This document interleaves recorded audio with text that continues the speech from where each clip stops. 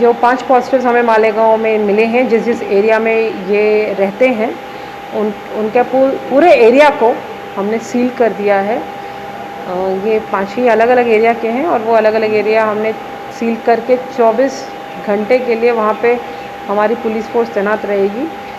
और सील करने का मतलब ये है कि उस एरिया में रहने वाले जितने भी लोग हैं वो उस एरिया को छोड़ के बाहर नहीं आ सकते और बाहर का कोई भी आदमी उस एरिया में नहीं जा सकता। और इसके लिए मालेगांव म्यूनसिपल कॉरपोरेशन और महसूल प्रशासन ने व्यवस्था की है कि उनको जो बेसिक उनकी जो नीड्स हैं, भाजीपाला, दूध, किराना, फल, ये सब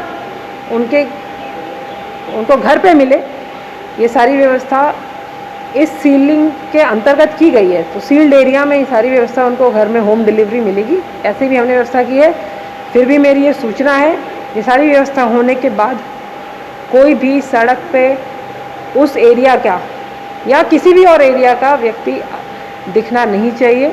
कोई भी बाहर दिखेगा हम उसको कड़क कार्रवाई करेंगे। कल ही हमने 150, एक दो नहीं तो टोटल 150 वाहन जब्त किए हैं। ये सारे वाहन हमारे पुलिस स्टेशन में खड़े लगे हुए हैं और इसके आगे भी हमारी ये कार्रवाई कंटिन्यू रहेगी। आज दोपहर के 12 बजे से लेकर कल सुबह 9 बजे तक पूरा मालेगांव टोटल, आप उसको सील्ड सिचुएशन ही कह सकते हैं, टोटल लॉकडाउन है, 100% लॉकडाउन है। और शब बारात की वजह से हमने ये कड़क कदम उठाए हैं।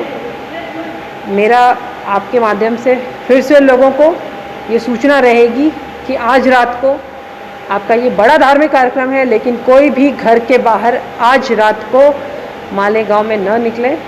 शब बारात आप घर में ही इबादत करिए। इसके बाद क्या रहेगा?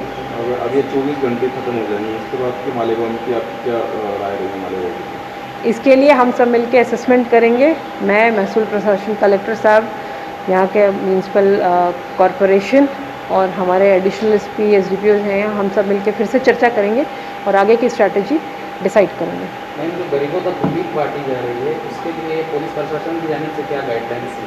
गरीबों तक जो लोग रिलीफ पहुंचा रहे हैं, हाँ, इंडिविजुअल, तो उन लोगों के लिए क्या गाइडलाइंस है? देखिए, ये बहुत नेक काम कर रहे हैं, लेकिन इसमें सोशल डिस्टेंसिंग के वॉयलेशंस भी हो रहे हैं, ऐसा भी दिख रहा है। इसलिए इस नेक काम को करने के लिए सबसे पहले आप परमिशन लीजिए, क्योंकि हम लिमिटेड पासेस या कॉरपोरेशन की तरफ से लिमिटेड पासेस इशू किए जाएंगे।